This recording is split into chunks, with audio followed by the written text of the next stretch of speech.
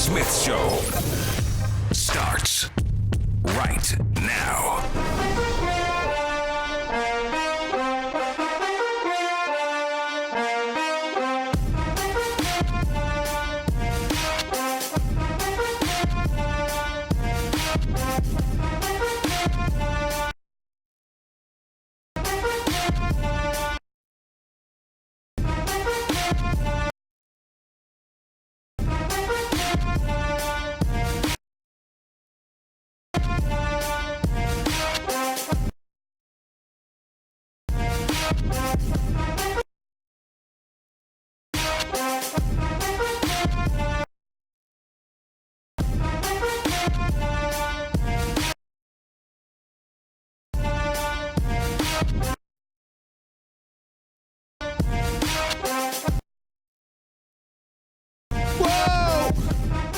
What's up, everybody?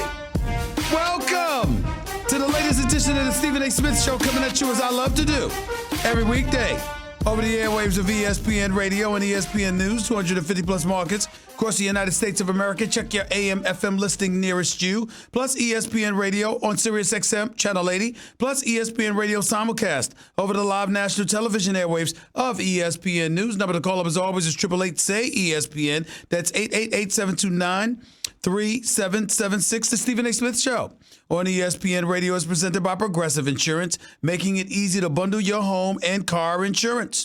Time for Straight Talk, brought to you by Straight Talk Wireless. Lots of stuff to get into. No doubt about that. Daniel Jones to get into, Cam Newton to get into, Jalen Ramsey to get into. But I got something off my chest. I got something I want to get off my chest, rather, while it's on it, because it's on my mind. And I want to get it off my chest just real quickly. Please bear with me, folks. Because obviously, with the Fall Classic just a week away from starting, a week from today to be exact, not necessarily for my New York Yankees, who will win winners of the American League East.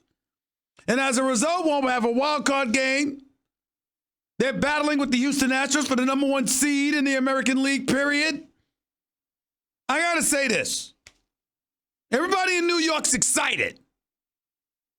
Because when you have to sit there and stomach the New York Jets, when you got to rave about a rookie quarterback winning one game and acting like he's the second coming to Montana because of it, that just shows how moribund you've bred for so long if you're the New York Giants. And don't get me started on the New York Knicks. We all know how awful they've been.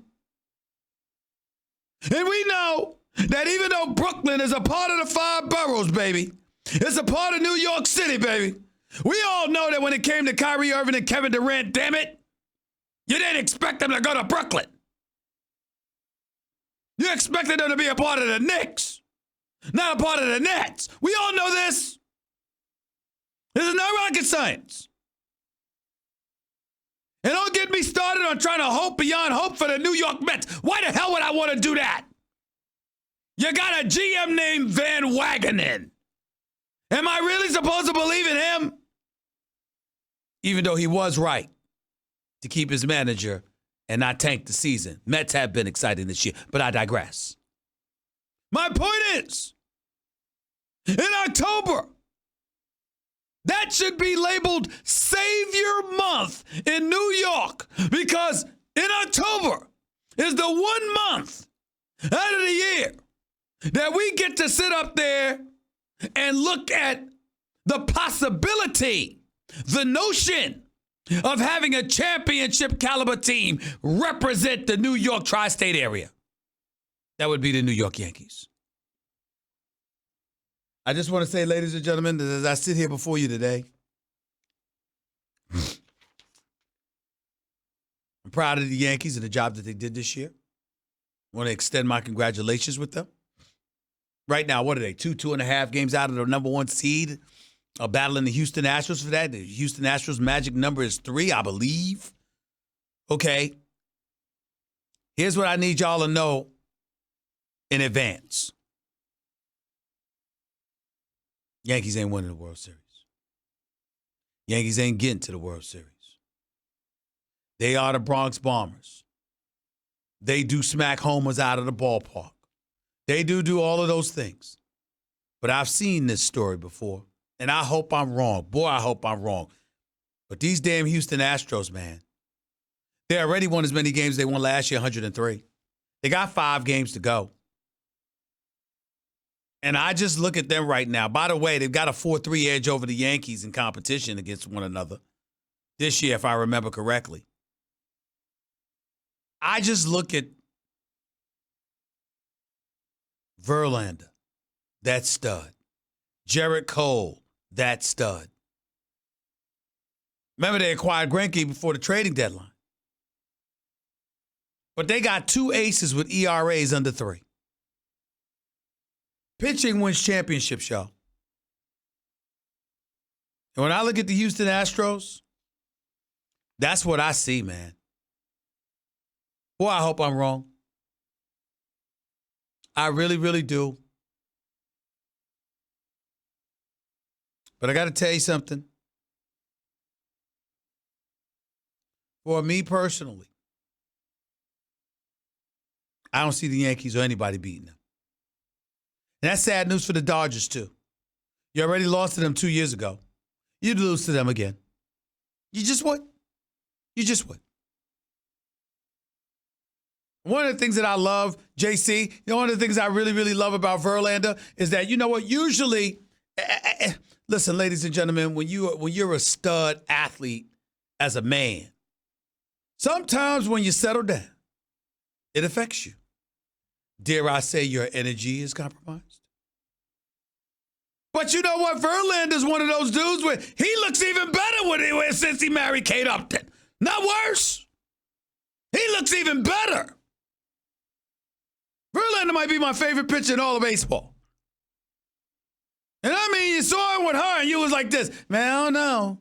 I mean, he might be a little tired sometimes. I don't know if this is wise. This dude has gone out there and he's been fabulous this year. I love Verlander. So major props to Kate Upton. All right, not just Verlander, but Kate Upton too. Kate Upton, Verlander. Major props to her. She ain't take a damn thing away from him. She's added to that man. Major props. I'm a Verlander fan. And I just don't bet against that guy. You got 2 aces. To me, winning a 5-game series is easy. Winning a 7-game series with just 2 of them is very, very doable. I'm wondering if the Yankees got 1.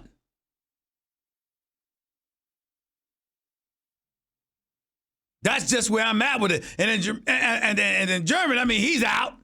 They're about to announce that he's going to be out for the rest of the year. Domestic violence? Really? Oh. 888-SAY-ESPN. It's 888-729-3776. You are listening live to the Stephen A. Smith Show, ESPN Radio, ESPN News. That's just one of the subjects that I wanted to get into today. I want to transition to football. Congratulations to Daniel Jones. Daniel Jones, rookie quarterback for the New York Giants, came on the scene, first career start last week against Tampa, this past Sunday to be exact. Lights out performance by him, threw for over 300 yards, threw for 2 touchdowns, ran for 2 more touchdowns. Spectacular performance on his part for a rookie in his first NFL game. No question about it. Can't deny it. Got to give props where it's due. He deserves all the credit in the world. All I'm trying to say is it's 1 game. It's 1 game. Just 1. And when I look at this guy, I got to tell you, I want to see him as the season progresses. I want to see what he does. When we really look at Daniel Jones, if we're being totally honest, his placement of the football was great. Some of the passes he threw was absolutely great. Evan Ingram reminded us that even though he's a tight end, he's got wide out speed. Sterling Shepard didn't look bad either. We get all of that. There's no Odell Beckham Jr. there, but it's not like the Giants don't have anybody that can make plays if you put them in the right situation. And Daniel Jones standing in the pocket, flinging that football, sort of got reminded of the fact that the guy's been a college quarterback for 3 full seasons, whereas Dwayne Haskins was only a quarterback for 1 full season. You get reminded of all those things. You look at his size, his ability to see over the line of scrimmage, reading through his progressions, throwing the ball in the right places. All of those things. He deserves a lot of credit. But the biggest thing Daniel Jones deserves so much credit for is because he's done something we haven't seen a Giants quarterback do in the last 14 years, and that's run with the football. Because that's what Daniel Jones can do. He can run with the football. And that makes him formidable. That makes him impressive. That makes him somebody that we simply cannot ignore. All of those things are absolutely, positively true. Absolutely. But there's a flip side. When you sit up there and you talk about him, and you talk about him in the ways that some of my colleagues are talking about him. Ryan Clark reminded us, he said in August, start him. Marcus Spears calling him better than Baker Mayfield right now. It was one game. I kind of need to see more than that. That's just me. I kind of need to see more than that. I'm going to be watching Daniel Jones closely, no question about it. But I think the bottom line is we have to be honest. We're really raving about him. The biggest thing that we're saying about Daniel Jones in a very flattering way is that you are not Eli Manning. That's what we're really saying. We're really saying you're not Eli Manning. That's what we're saying. We can slice it any way we want to. That's what it comes down to. 888-SAY-ESPN. That's 888-729-3776. Got some games coming up on the schedule. Washington, desperate right now at 0-3. Jay Gruden coaching for his job. That's up next. Minnesota thereafter. New England thereafter. Ladies and gentlemen, you got 3 games over the next 3 weeks. 2 are automatic losses. 2 are automatic losses. Minnesota and New England, you should not beat them. Even though with Kirk Cousins, you just never know. But Dalvin Cook is behind that backfield. Let me tell you something right now, that brother's special. Minnesota a different team when they give him the ball. Their defense is stout, no doubt, but they're a different team when they give Dalvin Cook the ball, no doubt about it. But if you're the New York Giants, between Washington, Minnesota, New England, and Arizona, it would be an achievement if you're 500. It would be spectacular if you were 3-1. It would be otherworldly if you were 4-0. It's fairly predictable that the best case scenario is 1-3. I'd say 2-2. I think you could beat Washington and Arizona. And by the way, both of those are home games at MetLife Stadium. So I don't know. It's something to keep your eye on. It's something to watch. It's something to monitor. All those things are absolutely, positively true. 888-SAY-ESPN. It's 888-729-3776. You're listening live to Stephen A. ESPN Radio, ESPN News. That's one thing we need to keep our mind on. Here's the other. You know, I bring up Jalen Ramsey's name because I want to rehash some things about Tom Coughlin. You see, the news has come down that Jalen Ramsey now has a back issue.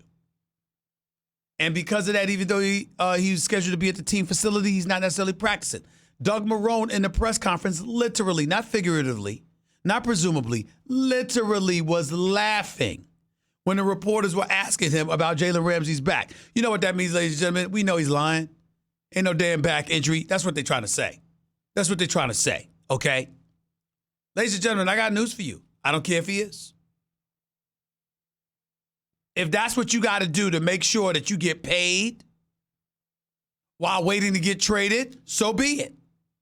The man made it very, very clear he doesn't want to play in Jacksonville anymore. He made it very, very clear he doesn't like being a player under the stewardship of Tom Coughlin's organization. He's made it very, very clear that he felt disrespected by Tom Coughlin and he doesn't want to be there anymore. He doesn't have an issue with Coach Doug Marrone, regardless of their sideline spat. His issue is with Tom Coughlin. Now, there are those of you out there that might have a problem with a player flexing whatever figurative muscle he thinks he has.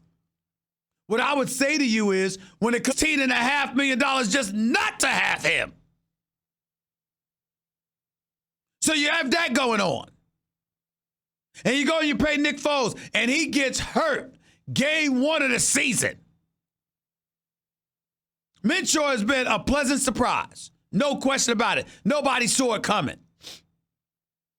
But I would sit here and I would ask y'all to consider something that Jalen Ramsey actually deserves a lot of credit for. He actually deserves a lot of credit for this part.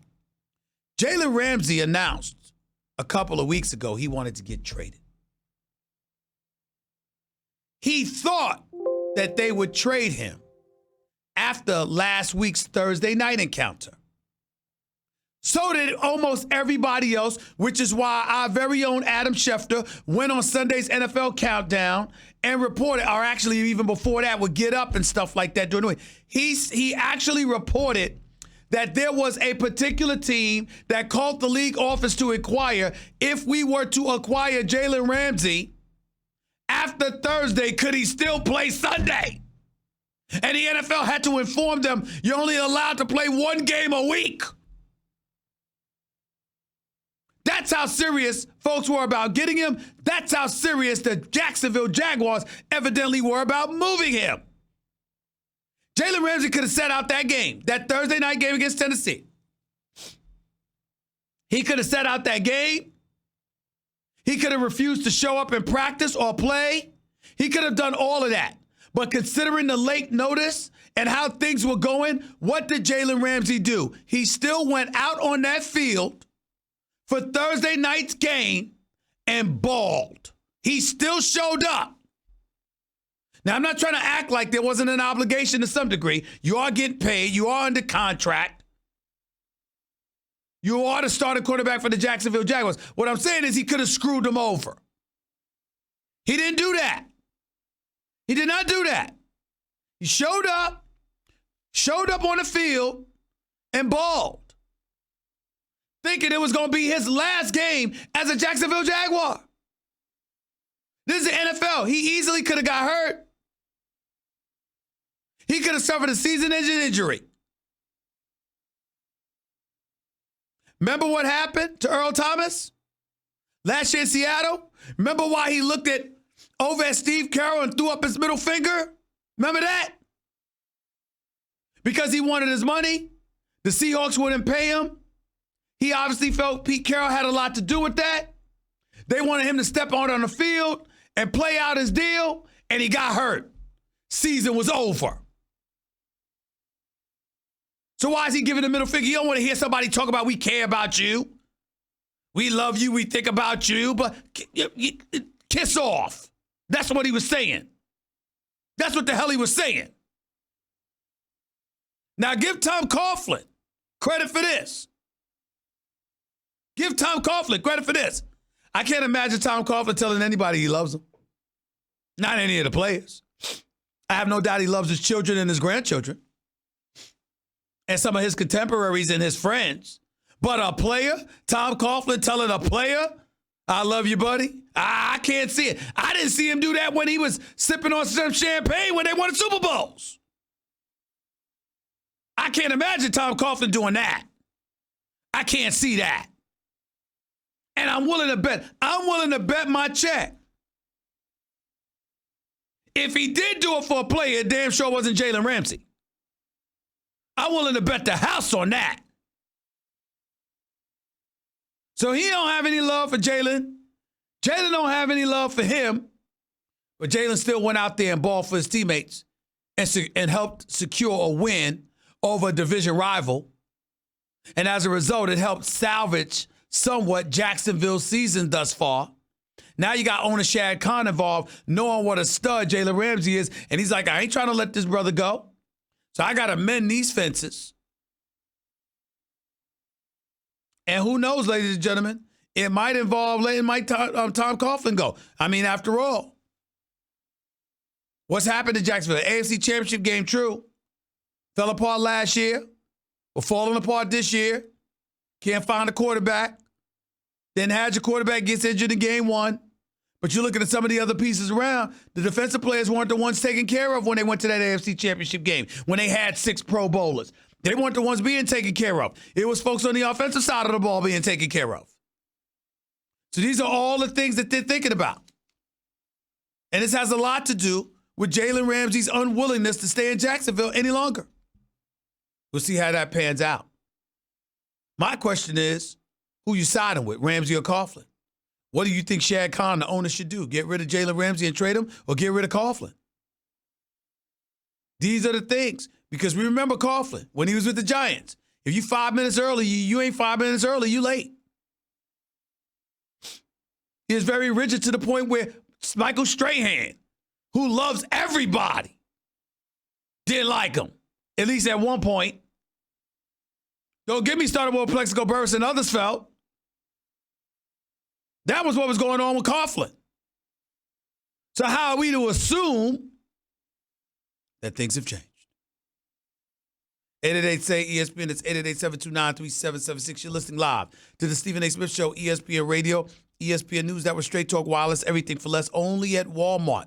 We'll get to your calls in more in a minute. Don't touch that dial. You're listening live to Stephen A., ESPN Radio, ESPN News. By the way, do you have frequent heartburn?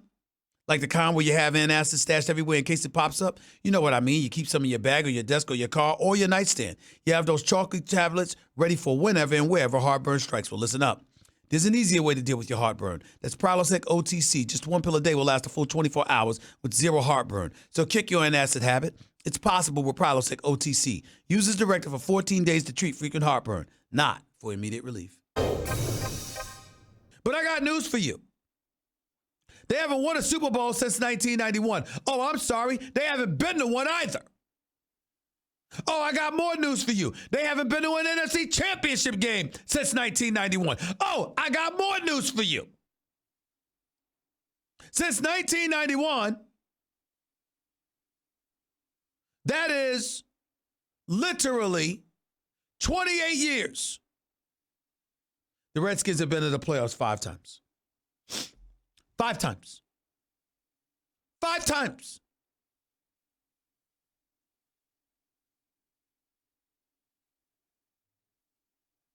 In 28 years. What the hell you expect people to feel?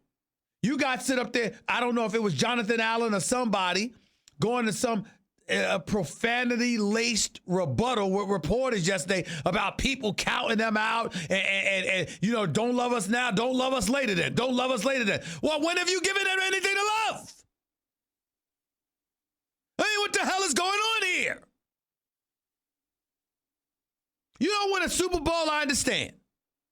You get knocked off, I understand. What possible excuse can you have being in the nation's capital with an owner like Daniel Snyder, who, if nothing else, throws his money around?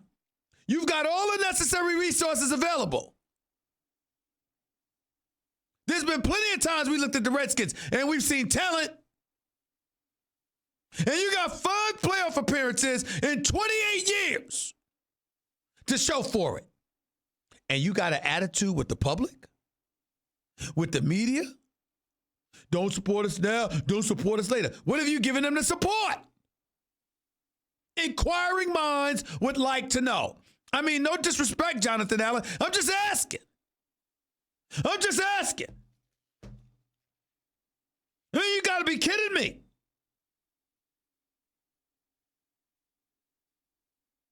You don't see why people will have an attitude with you. You got to know to have attitude with other people. You lucky folks don't have an attitude with you.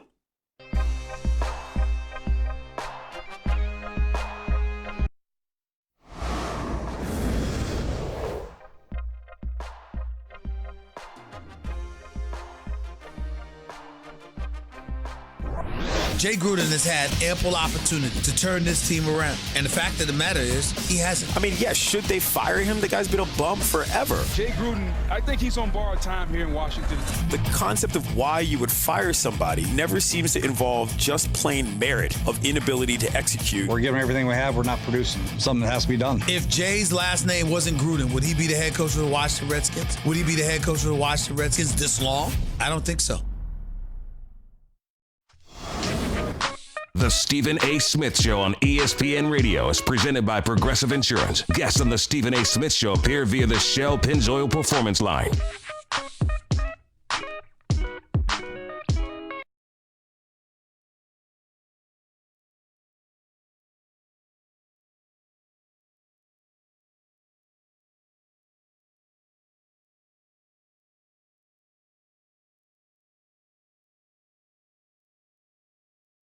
your home and car insurance. But to make sure I say that, of course. Also, if you missed any of my opening segment, go check it out on demand in the Stephen A. Smith podcast, brought to you by the Capital One Quicksilver Card, earning unlimited 1.5% cash back on every purchase, everywhere. Hey, what's in your wallet? 888-SAY-ESPN. It's 888-729-3776. You're live with Stephen A., ESPN Radio, ESPN News. Let's get to the phones for my man Ryan Clark to come on. Comes on to start off hour number 2. By the way, I'm having welterweight champion of the world, Errol Spence Jr., on at approximately 30 minutes past hour number 2 because obviously he's fighting Saturday night against pretty damn good fighter and a tough one at that, and Sean Porter. So it's going to be real interesting to see Staples Center, L.A. Don't miss that. Errol Spence Jr. be on 30 minutes past hour number 2. Ryan Clark jumpstart hour number 2 as well. Until then, let's get to the phones. Let's go to Mike. You're live with Stephen A. What's up, Mike? Talk to me. Stephen A., love the show, love your passion. I have a question because I know how much you love the Cowboys. What do they need to get it done? Do they have everything that they need, or they need preparation and coaching? They have coaching. They need coaching. You need a head coach. Kellen Moore is doing a nice job as a coordinator. The defense is the defense. We all know that. But what we must not forget is Jason Garrett could potentially be a weak link. Can't forget that. Can't summarily dismiss that. That's my fear. That's been my fear. No. It's your fear. Your fear, your uneasiness, your potential misery is my lovely scenario. This is what I wish for all you. This is what I wish for all you Cowboy fans everywhere. So you're talking to the wrong person if you're calling up to have me assuage your fears. I hope you stay unhappy. I don't wish you and your family unhappiness, especially during the holidays. But just on Sundays when the Cowboys are playing, I hope you're unhappy as often as possible. Have a good day. Let's go to Lucas. You're live with Stephen A. What's up, Lucas? Hey, much respect, Stephen A. I don't think Antonio Brown has a mental problem. I think that he does his impulsive behavior when he gets drunk. The brother might have a drinking problem. You know, that's like the kind of stuff he does is what people do. You know what I'm saying? When you're thinking about stuff, you're feeling emotional, and Stop you're right having there. those drinks. Stop right there. Don't do that. In your heart of hearts, what you're really doing is you're looking for an excuse to explain away his behavior. That's what you're doing. That's what you're doing. And I'm telling you, we got to stop that. We got to call it what it is when it is. If a guy, listen, let me ask you this question. Can I ask you a question, man? Can I ask you a question, Yes, Lucas? sir. Absolutely. Were you thinking about him having a drinking problem when he was on the field, catching over 100 passes for a minimum of 1,284 yards a season when he was with Pittsburgh? Absolutely not. All right, check this out. Did you know that on many occasions, according to reports emanating out of Pittsburgh, there were times they had to keep the plane waiting for him? He was late all the time. He was irresponsible with his behavior on far too many occasions. And Mike Tomlin was taking heat because he sort of enabled it. Ben Roethlisberger actually told teammates he didn't want to come to work a lot because he knew the environment that Antonio Brown had created and how at least half the locker room was siding with Antonio Brown because he wasn't going to tell what Antonio Brown was doing. Did he have a drinking problem then? Probably not, huh? See what I'm saying? We got to be real about this. We got to be honest about this. You can't sit up there and be like that, right? And then turn around and change up like that. Can't do that. Yes, sir. Can't do that. If he had those problems before when he was living it up but still being a distraction, now that it's finally working against him, we want to sit up there and say, oh, it must be CTE. Or it must be alcoholism. Or it must be something like that. Nah, how about it that, you just feeling yourself? Right. All right? Yes, sir. You have a blessed day. You do the same. Adam, you're live with Stephen A. Talk to me. Hey, Stephen A. I want to talk about the Eagles. They have a big game at Green Bay tomorrow night. Very big They're game. They're 1-2 on the season. They battle key injuries already. Should we be concerned about them right now, or what do you think about the Eagles moving forward? You should be very concerned because injuries are plaguing them. I'm not blaming Carson Wentz. I've seen Carson Wentz throwing the football long enough. I think two drop passes cost them 2 games. That's how close they were. And so I think when you look at, when you talk about the game against Atlanta, Nelson Aguilar doesn't have a touchdown pass if it's not a touchdown if he doesn't catch that pass? Of course it is. And this kid Whiteside dropped the pass right in his hands. Right in his hands. Right in his hands against Detroit on Sunday. So I look at it and I say, wait a minute, now let's put the brakes here. No Deshaun Jackson. Alshon Jeffrey is compromised. Suspect running game. And still, that's how close you came. I think the Eagles are incredibly formidable, if healthy. Right now, their issue is health. Thank you for the call. Pete, you're live with Stephen A. What's up, Pete? Yes, Donovan. But I just want to say Antonio Brown, Jalen Ramsey probably going to end up on the Raiders if we trade the first-round pick, hopefully. And another thing, for everybody that's calling you ignorant, they need to watch I Think I Love My Wife, because you was preaching that stuff back in 2007, man. I'm not worried about it, man. Listen, people can call me whatever they want. I'm sitting here, they're there. Okay? I'm the one talking, they're the one listening. They can say whatever they want about me. That's what make the world go round. You in this position, you got to put on your big boy pants. You understand? You hold people accountable, they're not going to like it. And I understand that. And they can come at me all they want to. I assure you, I can take it. Appreciate the call, though, and thank you for the kind words. Let's go to Sean. You're live with Stephen A. What's up, Sean? Yes, sir. How you doing today, sir? I'm all right. Talk to me. What's up? I would like to talk about the New York Jets. Even though we 0-3 right now, I have a strong feeling we can finish the season as 10-6 or 9-7. You said the Jets? So when we get our quarterback back. Time. You said the Jets, as in the New York Jets. Is that correct? Yes, sir. You think the New York Jets could win 10 of their next 13 games? You can look at the schedule. The schedule is very terrible. The wrong play we got is the Cowboys, the Eagles, and the Ravens. We could beat everybody else. All right, let's look at that. Because I was getting ready to hang up on you. I really was. Because that just seemed like an ignorant statement. But I'll play along. Let's look at this, okay? Let's look at this right here. So we have Philadelphia, Dallas, New England, Jacksonville. Those are the Jets' next 4 games.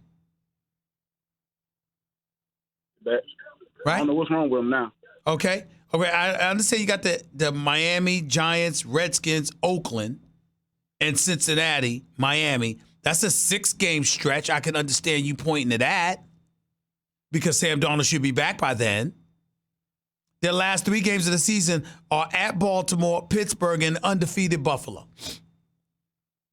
I see another 10-loss season for the New York Jets. That's what I see. No. Yeah, I see it. Goodbye. Have a nice day. Andre, you're live with Stephen A. What's up? Yeah, how you doing, Stephen A? I think Jalen Ramsey putting his foot down right now has to do with the trade deadline coming up on October 29th. Probably so. He does not want to stay. And it could go kind of one of 2 ways. Jalen Ramsey's been a durable guy, hasn't missed a game in his 3 seasons, so all of this, injury, back soreness, so on and forth, is kind of out of line. So it has to do with him wanting out, and this is the way he's going to go about it. But it's interesting to see how. I don't think he's trying to wait until October 29th, though. I think he was hoping to be on another team this week. Indeed, and he's kind of forcing the issue, versus, you could play and try to work these things out behind the scenes, or you could just kind of, as he's doing, just say no more, and this needs to get done. And it's going to be interesting to see how they respond. You see the situation with Melvin Gordon. Melvin Gordon now is reported to be coming back to the chart. He took that. So hopefully, I'm a Jalen Ramsey fan supporter, obviously very talented guy, all pro, so on and forth. So you would like to see him, them work something out, them get a deal done, but I don't know how. It's unclear. When the both sides and it becomes personal, if that makes it, if it's going to happen. Now, back to him and Tom Coughlin, I called before and I made it clear. To me, Tom Coughlin is the architect down in Jacksonville. He's the equivalent of what Pat Riley is, with the Miami Heat. They brought him in to build the team up, success and some failures. But so Tom Coughlin's not going anywhere, and I think it would help his reputation and his legacy. This whole hardline thing, people have a problem. Strahan has a problem with Tom Coughlin. But does he have a problem with that Super Bowl ring on his finger? Okay, we don't have a problem here in New England with Bill Belichick, being, having a military. So I don't have Tom Coughlin. He's a hard-nosed, old-school guy. He shouldn't get as much flack for that, in my view. We don't. With Belichick, it's all praise. He's mean-mugging people all over the place. Okay, but hopefully Tom Coughlin is able to work this out with Ramsey. So it would be a win-win for both of them. All right. Thanks a lot, man. I appreciate the call. 888-SAY-ESPN. It's 888-729-3776. More of the Stephen A. Smith Show on ESPN Radio in a minute. Here's the Select Quote term life insurance difference. Most companies give you one option, one policy, one rate.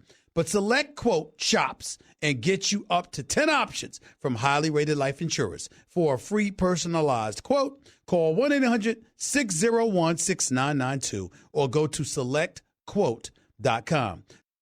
Brought to you by Marathon. I don't know if we'll see him again this year because they don't have anybody left to play that we'll be paying attention to. Yeah, that's a good point. I mean, they're going to be on milk cartons pretty soon. So with that being said, how do you view the Heisman race unfolding in light of the fact that there's a level of competition that he's not going to face? Tua's doing his thing. There's no denying that. Plus, you got some other guys you're looking at as well. I think Trevor will have a difficult time getting back in the Heisman because of what I just got through saying. He will not be in a meaningful game until December 28th, Stephen A. I mean, he can rack up big numbers, and he's off to kind of a shaky start in the games we watched. But I'm not going to watch this weekend. You're going to say, "Oh, well, I'm not." But let me plan my day around Clemson at North Carolina. No, nobody's watching them. Nobody's watching. So the Heisman right now is Joe Burrow, who was at Ohio State, played behind Haskins. He is he's the leader right now. Tua, I think, is going to be a finalist. Depends on how that game will knock out somebody. The winner of the Alabama LSU game, the loser is probably gone. Jalen Hurts is still a major contender. Yes, and Jalen Hurts has looked absolutely spectacular. Do we look Justin at it? Fields, Do we look at that and praise Lincoln Riley? Do we look at that and say Jalen Hurts? This was a winner we just ignored. I mean, how do we look at it? No, listen. I think Jalen was a good quarterback. He wasn't as good as he is now, but again, he's been around a long time, Stephen A. So, but Lincoln Riley is still the best quarterback coach out there. There's no doubt about that. And I just only wish I could represent Lincoln Riley because. Man, are the offers going to start piling up at his house? Here's my attitude. Doesn't Cliff Kingsbury help his cause tremendously? If Cliff Kingsbury can get a job and he's got a below 500 record as a college coach just because he got relationships with some quarterbacks, here's a guy in Lincoln Riley that's produced the last 2 Heisman Trophy winners, and it might be 3 in a row before all this. He may not go to the Cowboys like I originally thought, right. But listen, Cowboys season has still got a long way to go. It's not over. Nobody's apologizing. I know you're not apologizing to anybody out there. So, and that's what people need to remember. I'm not trying to give a lesson here. Just let's stop this overreaction train every week. This is a long season in college and the NFL.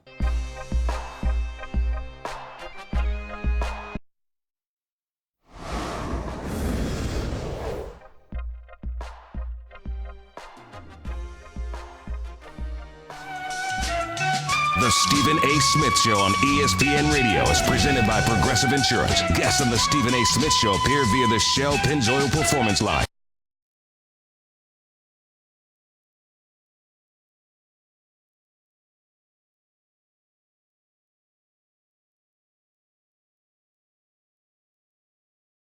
And it's presented by Chase. According to our very own Adam Schefter, Melvin Gordon, star running back for the Los Angeles Chargers, who's been holding out for a new contract, may end up ending his holdout for the 1 and 2 Chargers and coming back to work. Not etched in stone, but it's leaning in that direction. Obviously, with Austin Eckler and Justin Jackson, one would think that would be the reason he's coming back because they're not getting the job done, but actually they're not doing a bad job. Both have played all 3 games. Eckler's averaging 4.2 yards a carry. Jackson's averaging 7.9 yards a carry. Their running game hasn't exactly been the reason for their struggles. Okay? So let's be very, very clear about that. Maybe he's coming back because, number one, they're not winning games, but number two, the running game is looking pretty damn good without him. Even though it's not looking that good because they're not getting the ball enough to run. Anthony Lynn, former running back and running backs coach, give him the damn ball. Maybe you beat Detroit instead of losing 13-10. Maybe you beat Houston instead of losing 27-20.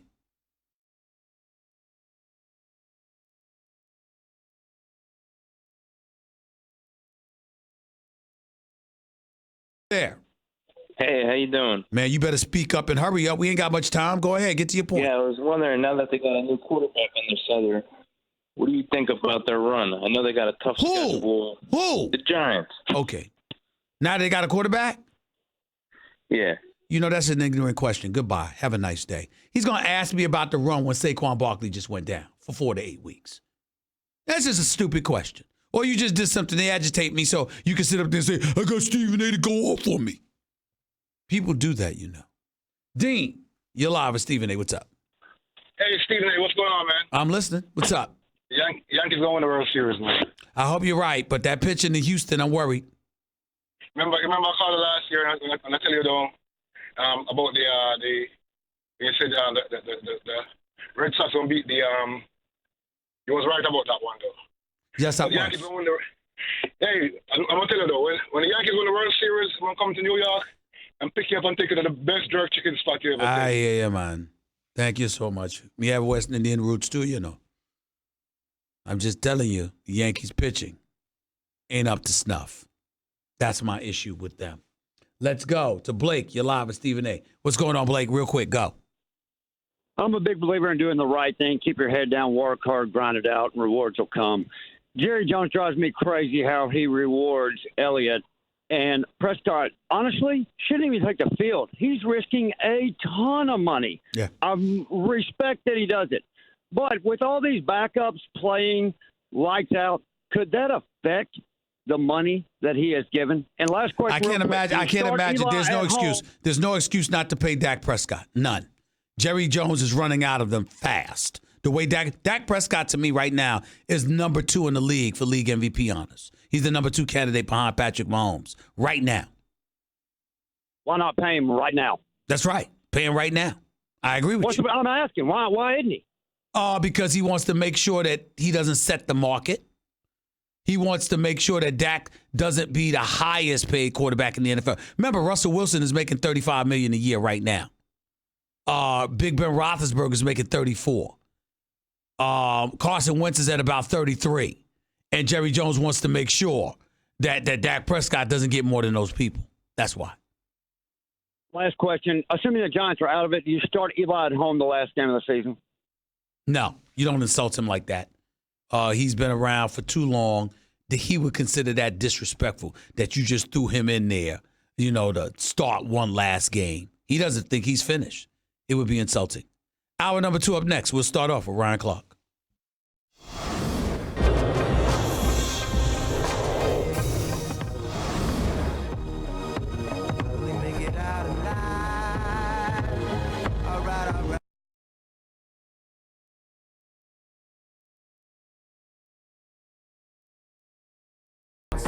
Here with you over the international airwaves of ESPN Radio, ESPN News, 250-plus markets across the United States of America, plus ESPN Radio on Sirius XM Channel 80, plus ESPN Radio simulcast over the live national television airwaves of ESPN News. The hunt for the playoffs is on. Tune in tonight as Bryce Harper and the Philadelphia Phillies visit the Washington Nationals, presented by Scott's. Coverage begins at 6:30 p.m. Eastern on ESPN Radio and the ESPN app. Also, for the biggest concerts and games to the hottest theater shows and more, Vivid Seats has it all. Download the app and join the Vivid Seats Rewards loyalty program today. Always great to have my next guest on the line, former Super Bowl champion with the Pittsburgh Steelers, analyst extraordinaire for ESPN, contributor to First Take. Catch him on NFL Live. Catch him on SportsCenter after the games on Sundays, probably Mondays too. I won't get on him about LSU or being a former Washington Redskins. I'm talking about the one and only Ryan Clark. He's on the line with me right now. What's up, man? What's up, big brother? How you doing, man? Before I even get into some NFL stuff, I must say your LSU Tigers are 4-0. I must say that. Good. I must say that. But I must also say this. I'm not impressed. So you go up against Texas and you need 45 points to win because you gave up 38, and you go up against Vanderbilt, even though you scored 66 on them, you really gave up 38 points to Vanderbilt? I mean, how are you feeling about LSU right now, Ryan Clark? I can say this, Stephen A. We both know only thing that matters is what happens November 9th. Okay. And looking at this team and looking at this defense, it makes me nervous. when you have to stop Jerry Jeudy, Henry Ruggs Jr., Jalen Waddle, D. Smith, and Tua Tagovailoa, like you have to be able to stop people. And it does make me worried when Sam Ehlinger can throw for 400 yards and when they do give up over 30 to Vanderbilt. Because even if we can score points, that means we just lose in a different way this year than we have other years to Alabama. So that has to tighten up before we go down there, because it'll be another year where we get all excited and then it doesn't come through because we can't beat the team in Tuscaloosa. Ryan Clark right here with Stephen A., ESPN Radio, ESPN News. Let's get to the NFL, your forte, your level of expertise as well. I saw you on TV bragging this morning. I saw you. You were on TV on Get Up with Mike Greenberg, and he re-aired some clips dating back to August where you were talking about we've seen enough from the preseason alone. Start Daniel Jones now. Don't wait. Put him in the lineup now. He's going to be pretty damn good. And obviously Pat Sherman, the Giants, ultimately waited until week 3, but they did it. And he showed out in his first game. So now Ryan Clark looks like a prophet. Tell the audience your thoughts and feelings about Daniel Jones. Why so gung-ho about him? How you feeling now? You know, Stephen A., I was with all of you guys when they drafted him, though. At least I love Dwayne Haskins. I thought he should have been picked 6 to the New York Giants. But then I watched Daniel Jones handle himself throughout the offseason when everybody was down on the pick and saying that Dave Gettleman reached for him. You never heard anything out of him. He just went to work and showed the Giants that he was the guy they drafted him to be. And then you get into training camp when he starts to play well in preseason games, and our own Dianne Rossini basically tried to force him into saying he should be the starter. All he talked about was how much better he needed to get, how much more he needed to learn. So he showed me that he had the disposition to be a starting quarterback in New York. You know you have to be different. You can't have thin skin. You can't be the Mark Sanchez type of personality. And then with what he did in the preseason, sometimes just getting smashed and coming right back and standing in the pocket, throwing down the barrel and making big plays throughout, I just felt like the guy had it. And then to see him come out in his first regular season game, get down 18 points, not get nervous, not lose composure, but bring his team back to win. You haven't seen quarterback play like that for the New York Giants in years, and I know it's a welcome sight for all the fans. Ryan Clark right here with Stephen A., ESPN Radio, ESPN News. So what happened to the notion, Ryan Clark, it's just one game, and it was against Tampa, who's making adjustments. They were doing a cover 2 last year. This year they're in a 3-4 with Todd Bowles blitzing all day, every day. That's his basic forte, particularly out of the 4-3. What about the fact that it's one game, and it was against a Tampa Bay Buccaneers team that's not going to be confused by anybody for being the best elite team defense in the game? No, absolutely. I understand that. It is just one game, but I do want to make this point, Stephen A. The only thing, there was 2 things that changed about the New York Giants offense on Sunday that's been different from what has been the last year. One thing is Daniel Jones was the quarterback, Eli Manning was not, and their best player, Saquon Barkley, wasn't even playing. For 2 games this season, this team didn't look like it knew how to score points. This team didn't seem like it would even have a chance to win a football game. And Daniel Jones changed that. We haven't watched the New York Giants move the ball efficiently through the passing game the way that they did with Daniel Jones. And it's the same people, Stephen A. We haven't seen a quarterback run a zone read and pull the ball and outrun the nickelback of any team. I don't care if it's Tampa Bay or if it's the New York Jets. He's added something different to what the New York Giants can do offensively, both schematically, execution-wise. And so when you can do that, it's meant for you to be out there. I'm not saying he's going to be a gangbuster and go to the Pro Bowl this year, but what I am saying is Daniel Jones has the skills to be extremely successful for the New York Giants. Ryan Clark, when we look around the National Football League right now, what quarterback has really surprised you the most in terms of how they've performed? Gardner Minshew, and I know that's not the sexy pick, Stephen A., and I know it's also kind of easy to say it, you know, and it was Lamar Jackson very early on in the year, but Gardner Minshew, and I'll see if you agree or disagree, Gardner Minshew looks to me like what I thought Baker Mayfield would be. Yeah.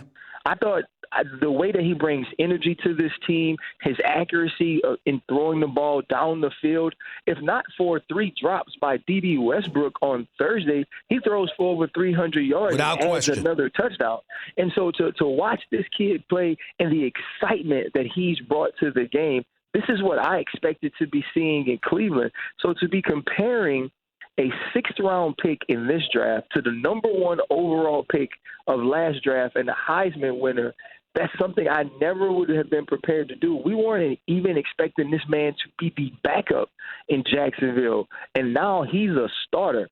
I truly believe, had he been the backup to Blake Bortles last year and played this way, that Nick Foles wouldn't even be a Jacksonville Jaguar right now, because this guy is showing us he's a very, very good NFL starting quarterback. Gardner Minshew, 65 of 88, 73.9 completion percentage, 692 yards, 5 touchdowns, just 1 interceptions, and a quarterback rating of 110 in what essentially amounts to a game and a half for the Jacksonville Jaguars. You're listening to Ryan Clark right here with Stephen A. ESPN Radio, ESPN News. With that being said, how does that have you feeling about the Jacksonville Jaguars, particularly with news coming down that Jalen Ramsey now has a back issue, couldn't practice, and probably won't play this Sunday? Your thoughts about all that?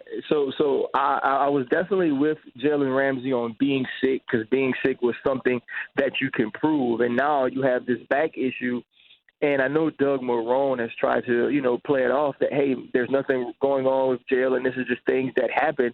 This starts to make you wonder, is this relationship that Shad Khan wants to mend even something that can be repaired? And so when this team loses Jalen Ramsey, it's not the same team defensively. You don't have that guy that can just stand across from other number one wide receivers on each team and clamp down and lock up and give you freedom to do everything. So I do think that it hurts their chances to compete in many situations. I think on the bright side for the Jacksonville Jaguars, Stephen A., I didn't expect them to go to the playoffs anyway. This wasn't a team that I saw could win the AFC South. I think the Houston Texans are the cream of that division. I also think the Indianapolis Colts are a better team right now than the Jacksonville Jaguars. But it does tell me that they're fighting a fight they can't win with Jalen Ramsey, and it feels like he gave them the one game that he was willing to give them.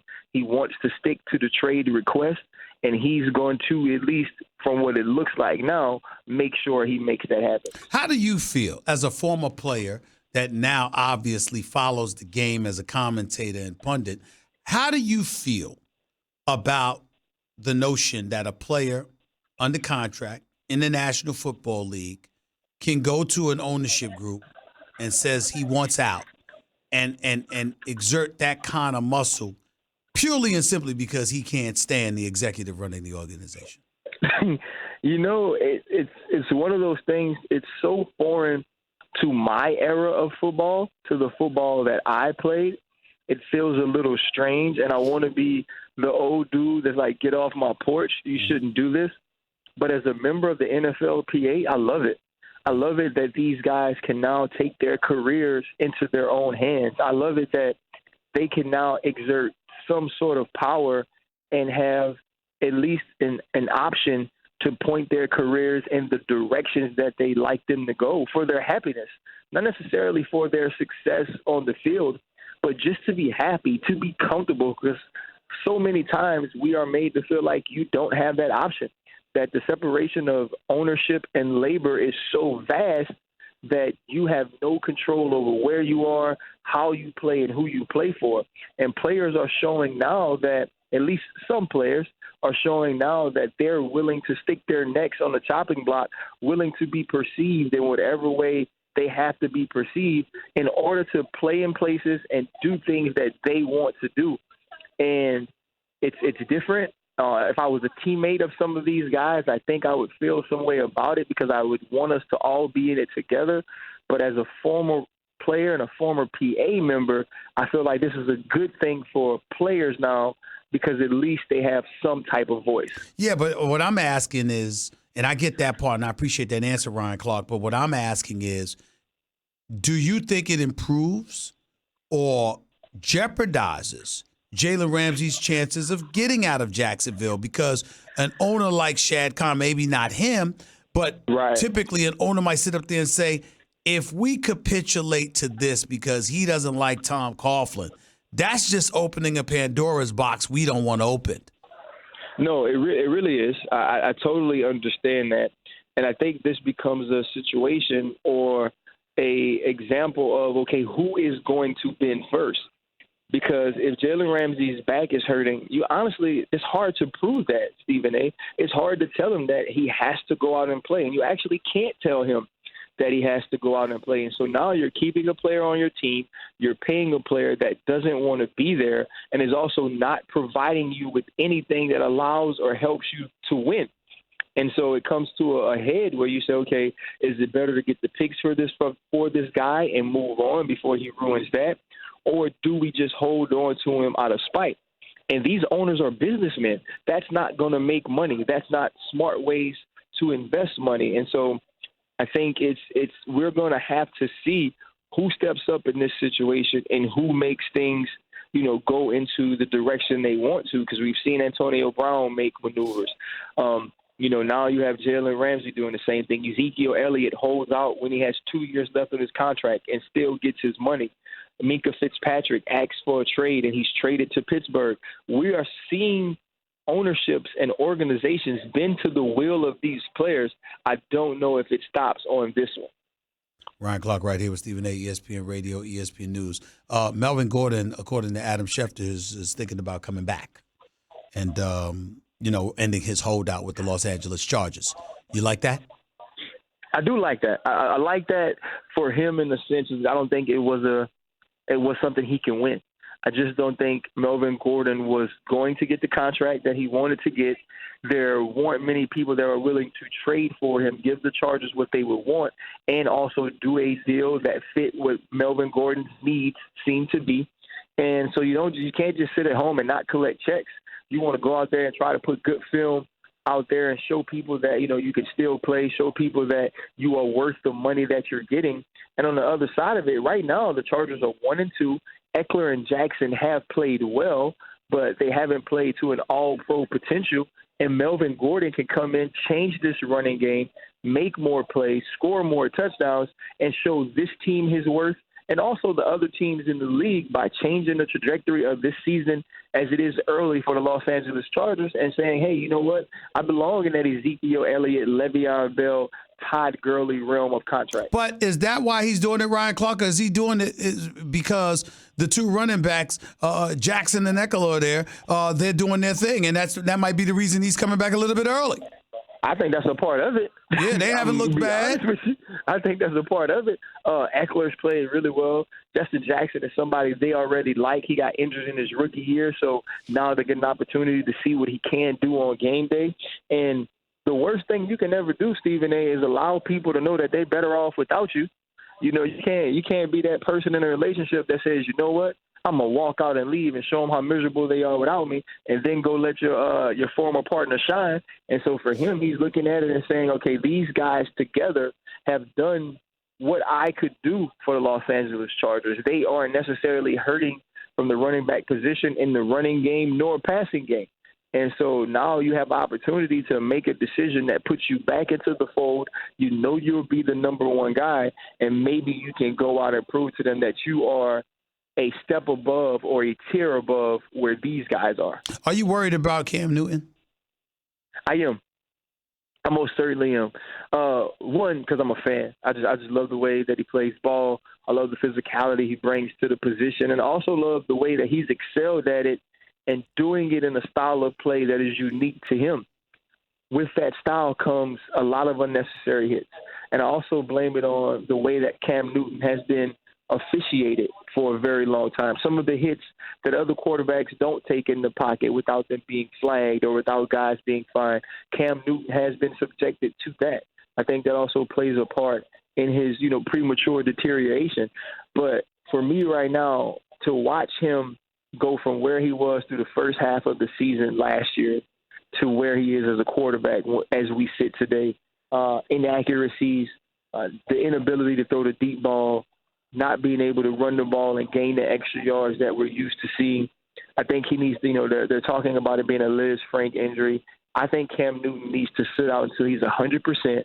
until he's fully healthy, because what he puts on film will be evaluated for what it is and who he is. It won't be a part of the injury. Ryan Clark, injuries can provide an in-depth explanation as to what we've seen from Cam Newton. How do you explain what we've seen from the Atlanta Falcons led by Matt Ryan? I just think that Dan Quinn has lost that team. Obviously, there were some injuries last year that put them in the position that they were in. You come in this year, you keep Dan Quinn and Raheem Morris. This team is finding ways to lose games. You go back to Indianapolis and you're playing Jacoby Brissett, and that team, you're not stopping the run. Keanu Neal goes out again with an Achilles injury. But when you have Matt Ryan, who's one of the highest paid quarterbacks in this league, who has made just a boatload of money, you give Julio Jones $66 million. You have Calvin Ridley. You're supposed to be able to score points and make the important plays to win games, as we saw them do against Philadelphia. But just remember, save from a drop pass by Nelson Aguilar, they lose that game as well. And so for them, they have to find ways to be better and put games away more quickly.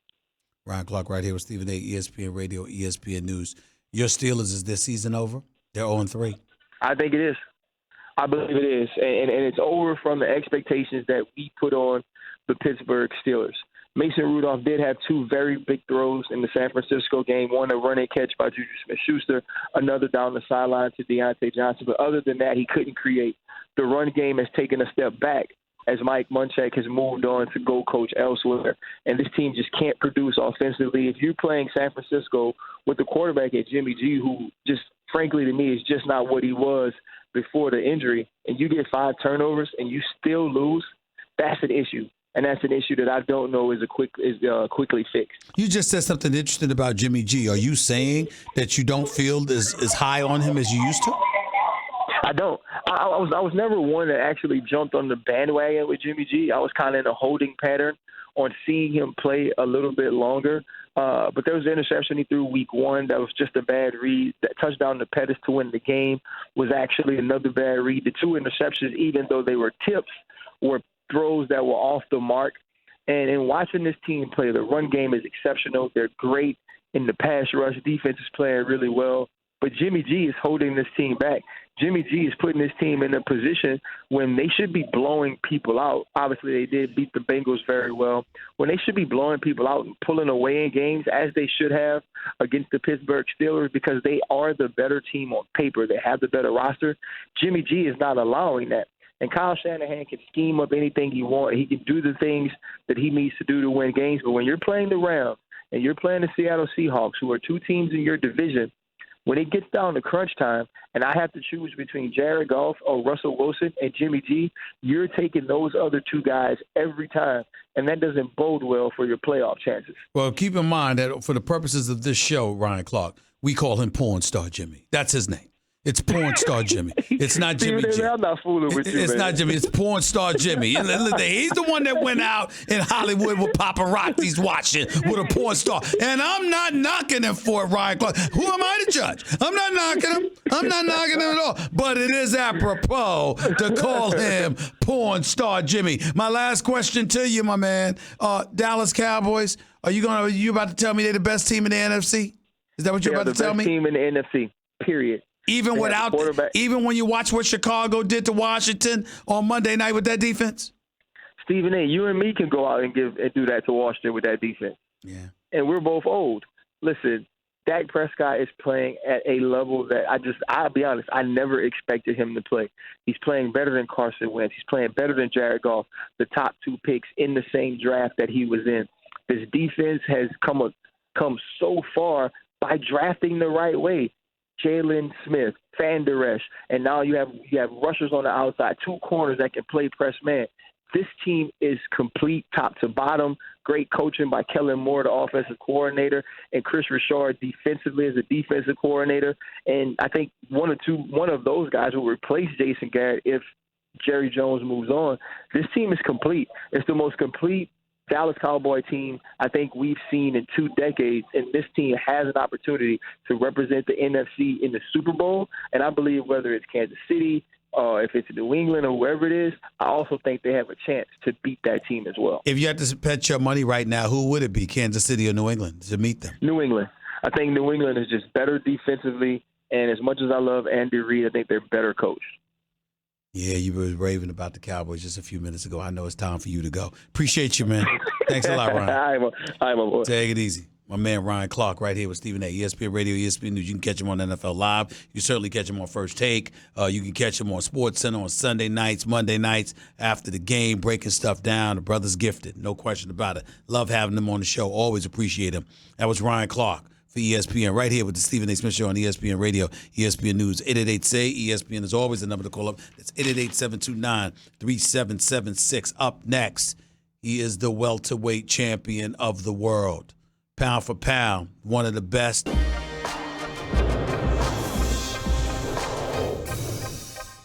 But I got news for you.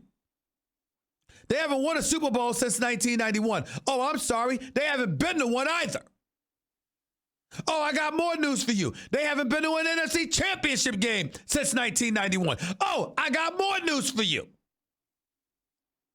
Since 1991, that is literally 28 years. The Redskins have been to the playoffs 5 times. 5 times. 5 times.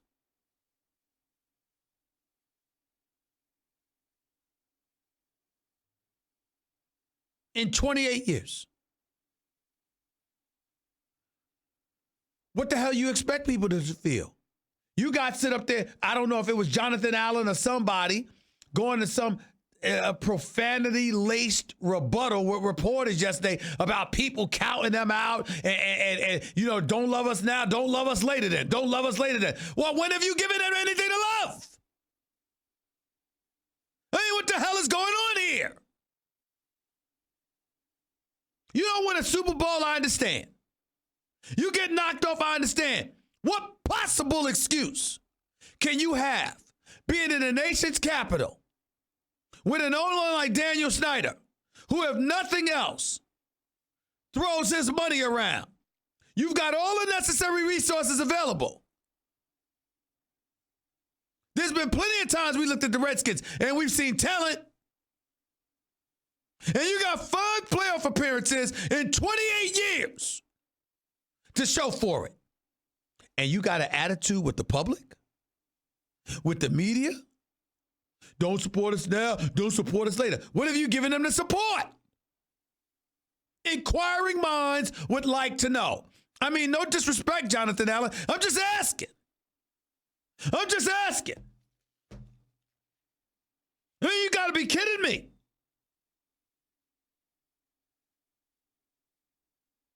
You don't see why people will have an attitude with you. You got to know to have attitude with other people. You lucky folks don't have an attitude with you.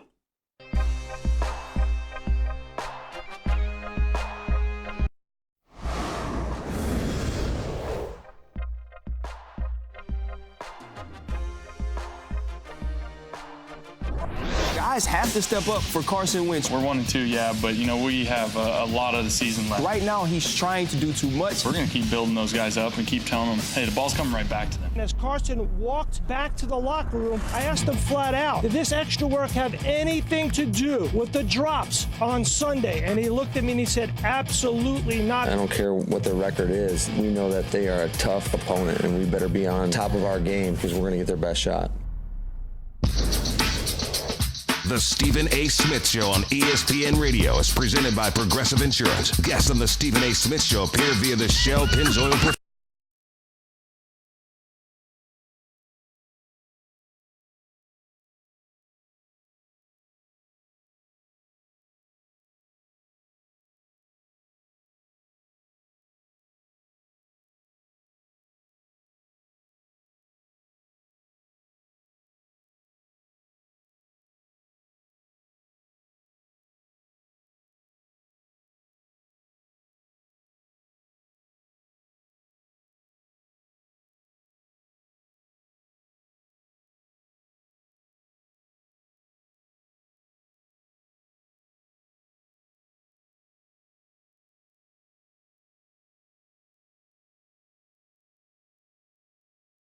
crude oil.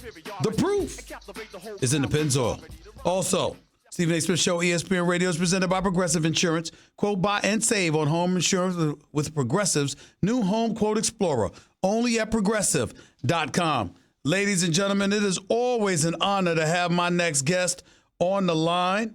He has held the IBF welterweight title since 2017. He is fighting for another welterweight championship this Saturday night, Staples Center, Los Angeles, California, the one and only Errol Spence Jr. What's going on, big time? How are you, man?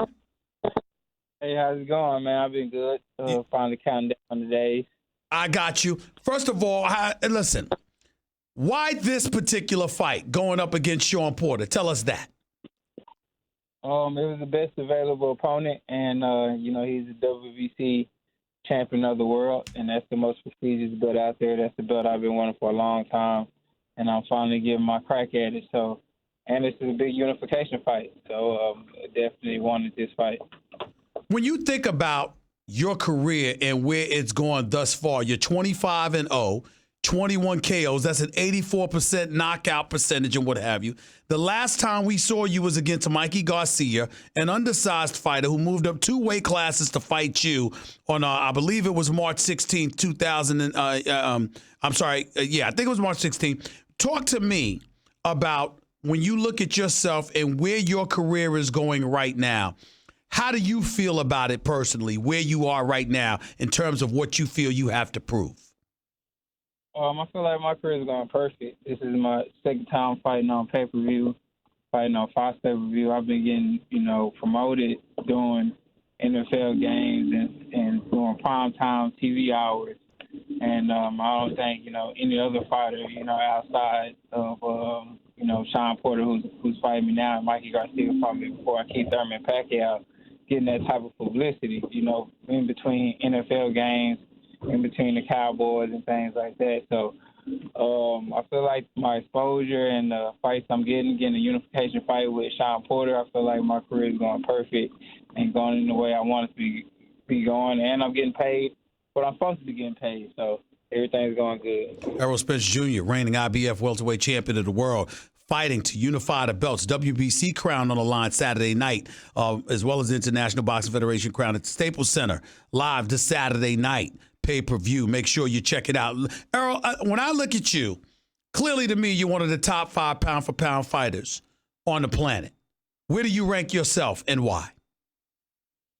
I rank myself top 5 just because, all my competition, even though, they say it's going to be hard or, someone's going to test me, I make it look easy. So, I think I'll definitely be top 3 pound for pound with an amazing, one-sided performance against Sean Porter. So I feel like I have the opponents there, and then I have a lot of opponents that's in front of me, whether it's at 47 or at 54. So, I'm definitely going to make my case to being number 1 pound for pound by the time the beginning of next year. But I got to admit to you, I'm a little worried. And here's what I'm worried about. I think Sean Porter's a damn good fighter, really, really tough, is going to try to get all up in your mug, and I think that you can handle it. But where I become worried is this.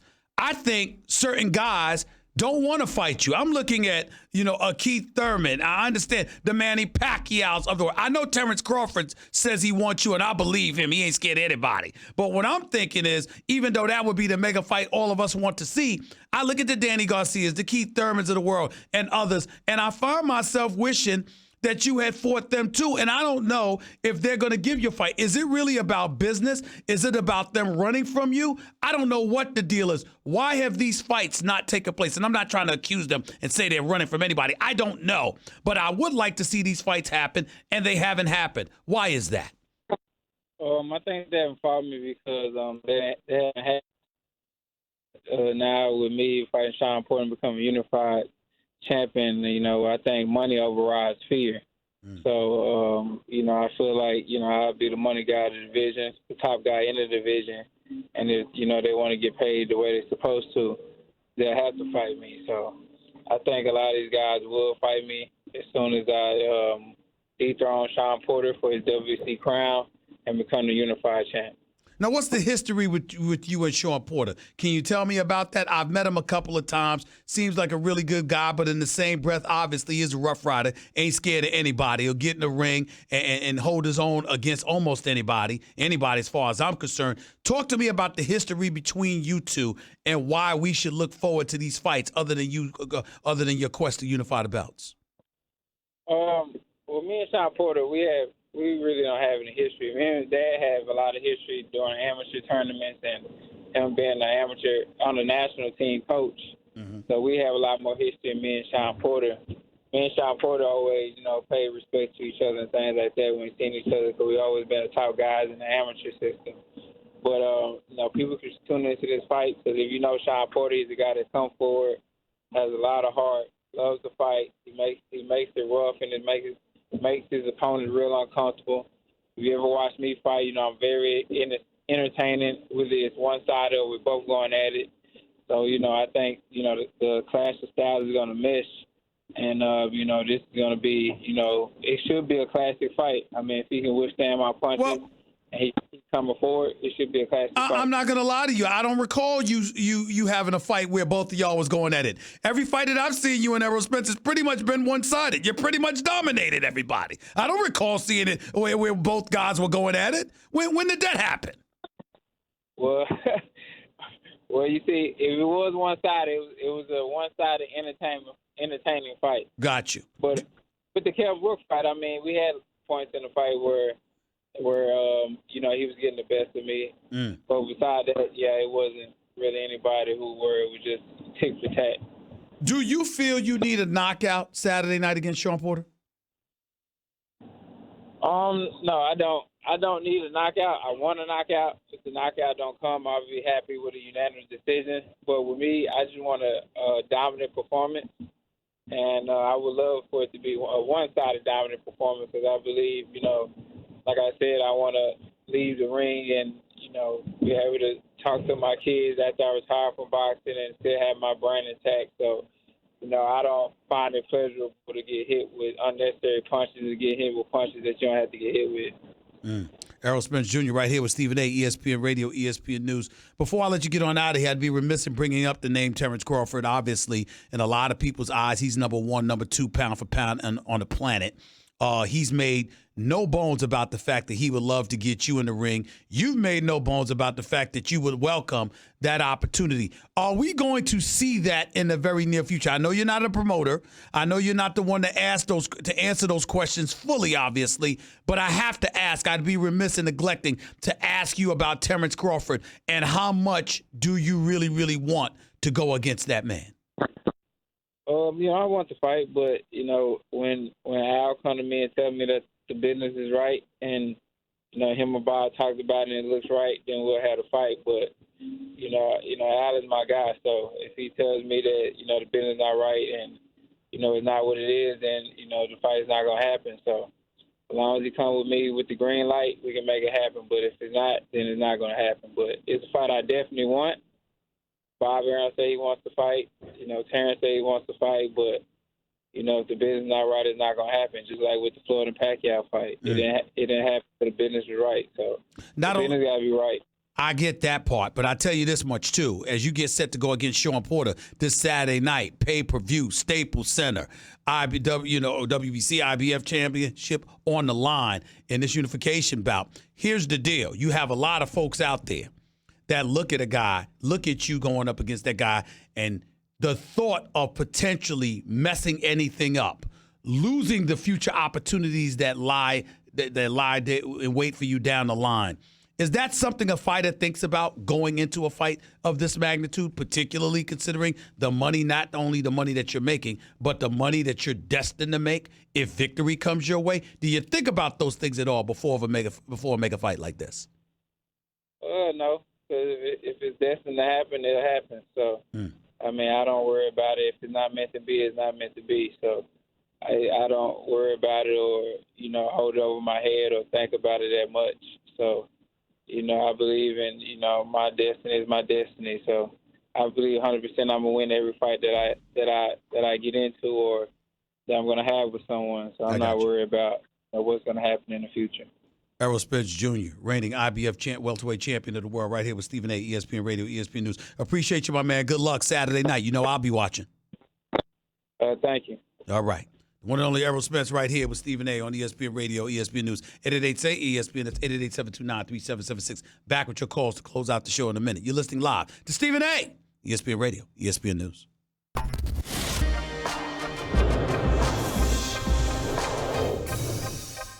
I don't know if we'll see him again this year because they don't have anybody left to play that we'll be paying attention to. Yeah, that's a good point. I mean, they're going to be on milk cartons pretty soon. So with that being said, how do you view the Heisman race unfolding in light of the fact that there's a level of competition that he's not going to face? Tua's doing his thing. There's no denying that. Plus, you got some other guys you're looking at as well. I think Trevor will have a difficult time getting back in the Heisman because of what I just got through saying. He will not be in a meaningful game until December 28th, Stephen A. I mean, he can rack up big numbers, and he's off to kind of a shaky start in the games we watched. But I'm not going to watch this weekend. You're going to say, let me plan my day around Clemson at North Carolina. No, nobody's watching them. Nobody's watching. So the Heisman right now is Joe Burrow, who was at Ohio State, played behind Haskins. He is he's the leader right now. Tua, I think, is going to be a finalist. Depends on how that game will knock out somebody. The winner of the Alabama LSU game, the loser is probably gone. Jalen Hurts is still a major contender. Yes, and Jalen Hurts has looked absolutely spectacular. Do we look Justin at it? Fields, Do we look at that and praise Lincoln Riley? Do we look at that and say Jalen Hurts? This was a winner we just ignored. I mean, how do we look at it? No, listen. I think Jalen was a good quarterback.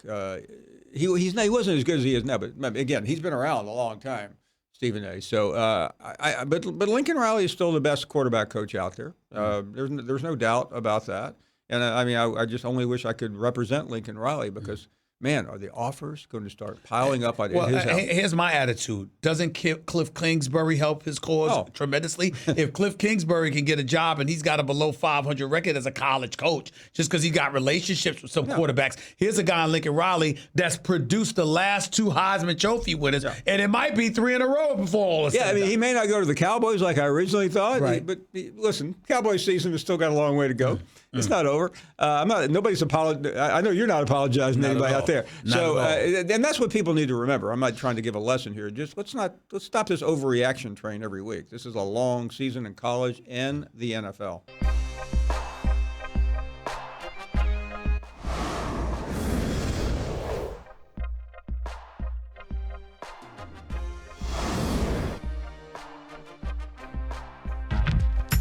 The Stephen A. Smith Show on ESPN Radio is presented by Progressive Insurance. Guests on the Stephen A. Smith Show appear via the Shell Pennzoil Performance Line.